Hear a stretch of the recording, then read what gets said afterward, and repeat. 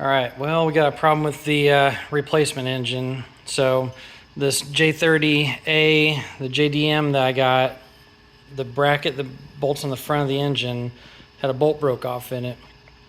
Not a big deal. I've got one of these on my old engine. I've already pulled it off of there. There's the old one.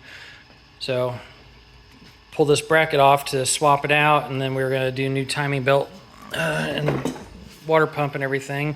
So here's the water pump. Pulled it off, and we've got a crack right here. There you go. Maybe kind of hard to see on video, but it comes down and curves to the left a little bit, like over here.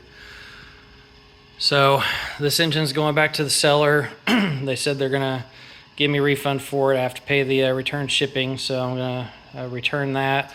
And then the solution is I've got a brand new Honda J30A4, exact same as my original engine, coming from P2R from Power Rev Racing. So I'm supposed to be building it up in the next couple days and getting it shipped out. So car's been down a couple weeks. Wanted to have it back on the road before now, but kind of where we are right now. So that's what's going on. So I'm gonna send this one back and get a refund because of that. So hopefully be back on the road soon.